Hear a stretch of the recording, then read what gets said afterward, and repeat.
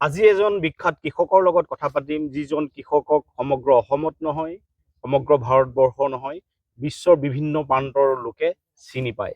আৰু তেখেত হ'ল গোলাঘাটৰ পদুম পথাৰৰ অঞ্জল লিম্বু। আমাৰ লগত আছে অঞ্জল লিম্বু, আৰু আমাৰ আজি সৌভাগ্য যে অঞ্জল দা আপোনাক লগ পালো। আৰু আজি বিভিন্ন খেতিৰ বিষয়ে কথা পাতিম, কিন্তু পোনপ্ৰথমে মই অঞ্জল দাৰ যিখন জালুকবাৰী আছে, জালুকনী বাৰীখনলৈ আহিলো।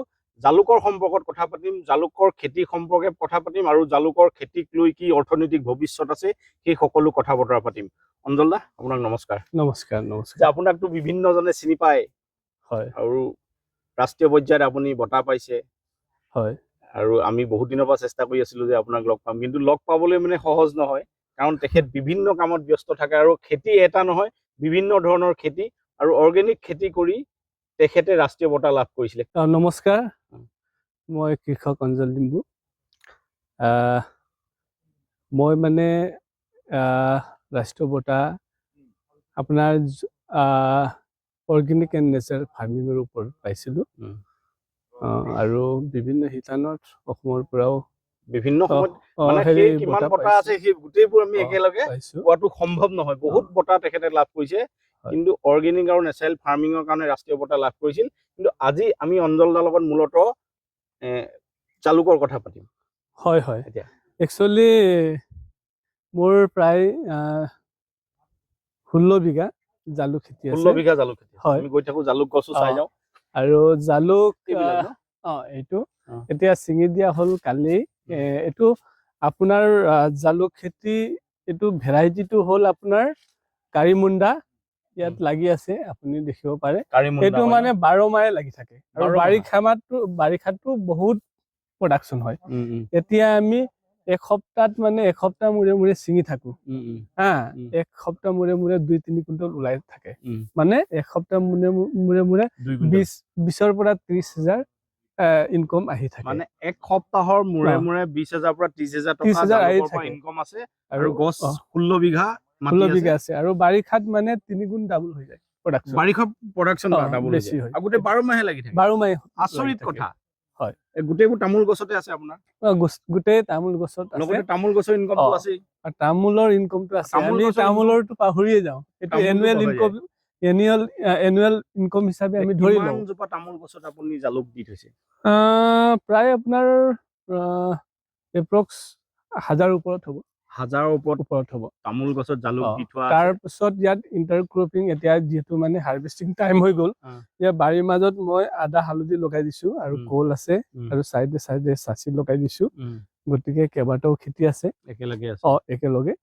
গতিকে এপ্ৰক্স মই ভাবিছো জালুকৰ পৰাই মই প্ৰতি বছৰে এপ্ৰক্স 7 লাখ পাম। 7 লাখ টকা জালুকৰ পৰাই পায়। তামোলটো তেখেতে পাহৰিয়ে গৈছে, গতিকে তামোলৰ পৰা কিমান পাব আপোনালোকে নিজে অনুমান কৰক, কাৰণ তামোলৰ সম্পৰ্কে আমাৰ মানুহে জানে। কিন্তু এতিয়া মই আপোনাক এটা কথা কওঁ, আমাৰতো বহুত তামোল বাৰী আছে, কিন্তু তাৰ লগত জালুকটো মানে লগোৱা নাই বহুতে।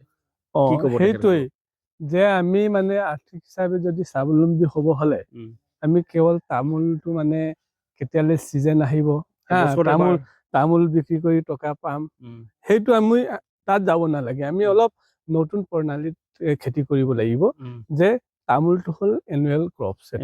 বছৰত এবাৰহে আমি টকা পাওঁ। তাত যদি আমি ভাল ভেৰাইটি যদি আমি জালুক লগাই দিওঁ, মই কৈছো নহয়, সপ্তাহত এবাৰ আপুনি ছিঙি বিক্ৰী কৰি টকা পাই থাকিব পাৰিব। গতিকে সেইটো হ'ল মানে জালুকৰ গছত তামোলৰ গছত জালুক খেতি। তাৰ মাজে মাজে আমি আদা হালধি খেতি কৰিব পাৰিম। তাৰ মাজে মাজে আমি ধৰক কল খেতি কৰিব পাৰিম, অমিতা খেতি কৰিব পাৰিম। আৰু 4 স্কাৰত বাফাৰজান হিচাপে আমি নেমু খেতি কৰিব পাৰিম। তেতিয়া কি হ'ল মানে, আৰু আমি চাইডে যে মই চাচি লগাই দিছো চন্দন, বা আমি টিচু কালচাৰ টিক যদি লগাই দিওঁ, টিচু কালচাৰ টিকৰটো মানে এটা ইণ্টাৰেষ্টিং কাহিনী আছে। যদি আমি 100 জোপা যদি লগাই দিওঁ, আফটাৰ 20 years পিছত মানে সেইটো 50 লাখ টকা মানৰ হৈ যায়। যেতিয়া আমি বুঢ়া কালত যে কাম কৰিব নোৱাৰো, 50 কেজি এফালৰ আমি লৰচৰ কৰিব নোৱাৰা তেনেকা কেপাচিটিত টকাৰ আমাৰ প্ৰয়োজন হয়। আৰু বৃদ্ধ কালতো আমি কি হ'ল মানে আমাৰ ধৰক মেডিকেল গৈয়ে থাকিব লাগিব তেনেকে অৱস্থা সেই সময়ত টকা লাগে তেতিয়া যদি আমি টিচু কালচাৰ টিক যদি আমি 100টা যদি লগাই দিওঁ এইটো ফাইনেল 50 লাখ টকা পাই যাম আমি যে আমাৰ লগৰীয়াসকলে কি হ'ল চাকৰি কৰা সকলে কি হ'ল আফটাৰ চাৰ্ভিচমেন পেঞ্চনৰ সময়ত 30 লাখ 40 টকা পায় হা কৃষকসকলে কি পাব সেইটো এতিয়া প্লান কৰিব লাগিব মানে আমাৰ ভৱিষ্যতৰ যিটো পুঁজি সেই পুঁজিটো মানে যিটো পেঞ্চনো কৃষকসকলে পাব পাৰে কিন্তু 50 লাখলৈকে টকা পাব পাৰে তাৰ কাৰণে কিন্তু এনেধৰণৰ ব্যৱস্থা গ্ৰহণ কৰিব লাগিব এতিয়া আমি পাতিম কেনেকৈ জালুক খেতিটো কৰিব পাৰি ইয়াৰ সঁচ কি কেনেকৈ ৰোপণ কৰিব লাগিব আৰু কি কি যত্ন ল'ব লাগিব প্ৰথমে আমি কি হ'ল জালুক যদি খেতি কৰিব হলে 4 বছৰৰ পৰা 5 বছৰ বয়সৰ তামোলত সৰু তামোলত লগাব নালাগে কাৰণ মানে তাত কি হ'ল মানে পিছলি পৰে ন গতিকে অলপ মানে বয়স হ'ব লাগিব তাত আমি 1/1 খাল এটা খান্দিব লাগিব ধৰক দটো বেছি 3 ইঞ্চি হলে হয় 3-4 ইঞ্চি হলে হ'ব তাত আমি প্ৰথমে পুৰণি গোবৰ দিব লাগিব যে মানে আমাৰ এটা টাৰ্গেট থাকে যে এইটো মাহত মই লগাম তাৰ 1 মাহ আগত আমি পুৰণি গোবৰ দিব লাগিব তাৰপিছত আমি পুলিটো এনেকুৱা যিটো ফল লগীয়া সাপোজ ইয়াত মানে এইটো যে কাৰিমুণ্ডা ভেৰাইটি লাগে যদি ইয়াত আমি নাৰ্চাৰী কৰিব পাৰিম নহলে বিশেষভাৱে আমাৰ আসাম এগ্ৰিকালচাৰ ইউনিভাৰ্চিটি বা KVK হা তাত যোগাযোগ কৰি যে আমাক এইটো ভেৰাইটিৰ যে পুলি লাগে কাৰিমুণ্ডাটো মোৰ হিচাপত মানে বেষ্ট কোৱালিটি গতিকে তাত আমি ৰেইন সিজনত যে বাৰিষা সময়ত আমি পুলি লগাই দিলো তো মানে তাক আমি আগলিটো বাঢ়ি গৈ থাকিব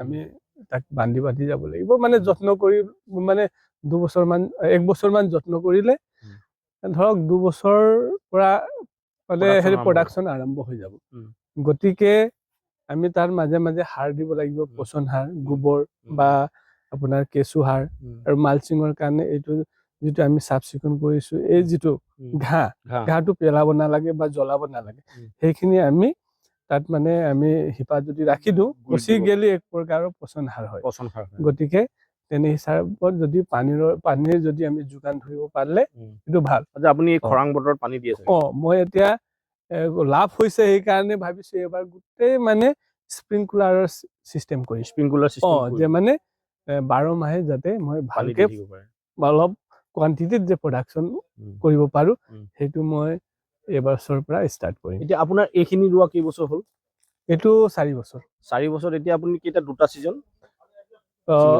নহয় মইতো সিজন বুলি নহয় মইতো সপ্তাহত ছিঙে থাকো এনে 2 বছৰ পাছৰ পৰা ছিঙিব পৰা 2 বছৰৰ পৰা ষ্টাৰ্ট মানে 4 বছৰ বয়স হৈছে এই কাৰিমুণ্ডা বিলাকৰ মানে জালুক বিলাকৰ কাৰিমুণ্ডাৰ ভেৰাইটি আৰু 2 বছৰ পাছৰ পৰাই প্ৰতি সপ্তাহে ছিঙিবলৈ আৰম্ভ কৰিছে আৰু প্ৰতি বছৰে 1000 জোপা জালুক গছৰ পৰা তেখেতে 7 লাখ টকালৈকে ইনকম লাভ কৰিবলৈ সক্ষম হৈছে গতিকে চাওক আমি অকল তামোল গছবিলাক ৰুই থৈছো আৰু তামোল গছৰ মানে উৎপাদন বছৰেকৰ মূৰত এবাৰ হয় আৰু তাকে আমি বছৰটো মানে ৰৈ থাকো যে তামোল পাৰিম ছিঙিম কিন্তু এখেতে প্ৰতি সপ্তাহে তামোল গছৰ জালুক মানে তেখেতে খেতি কৰি প্ৰতি সপ্তাহত 20-30 হাজাৰ টকালৈকে ইনকম কৰি আছে গতিকে আপোনালোকে তামোল গছবিলাক অকল লঠঙা কৰি থৈ নিদিব কেৱল বছৰেকৰ মূৰত খেতিত উৎপাদন কৰিম বুলি গতিকে জালুক ৰোৱাৰ কাম আৰম্ভ কৰক আৰু তাৰ বাবে আমাৰ অঞ্জল দাহঁত আছেই তেখেতলোকে গাইড কৰিব নিশ্চিতভাৱে আৰু যিসকলে শিকিব বিচাৰে আপোনালোকে শিকাবলৈ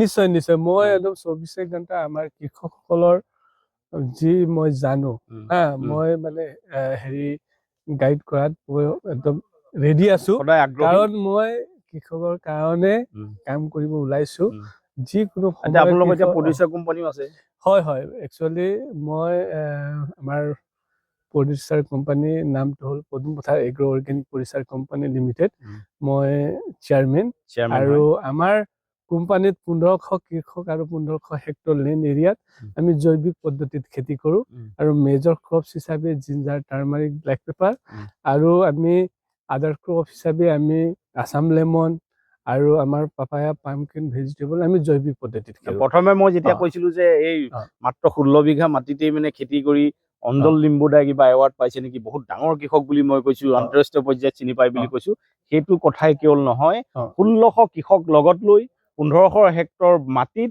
এখেতলোকৰ নেতৃত্বত অঞ্জলদাৰ নেতৃত্বত এখেত হ'ল ডাইৰেক্টৰ তেখেতলোকৰ প্ৰডিউচাৰ কোম্পানী তেখেতসকলে বিশাল কৃষি বিপ্লৱ ইয়াতে ৰচনা কৰিছে আৰু সেইকাৰণে আজি অঞ্জলদাক সমগ্ৰ ভাৰতবৰ্ষৰ লগতে বিশ্বৰ বিভিন্ন প্ৰান্তৰ লোকে লগ কৰিবলৈ আহে আৰু তেখেতক চিনি পায় আৰু ইয়াৰ পিছতে মই পৰৱৰ্তী ভিডিঅ'টোত তেখেতৰ অন্য এটা কৃষি বিপ্লৱ মই দেখাই আছোঁ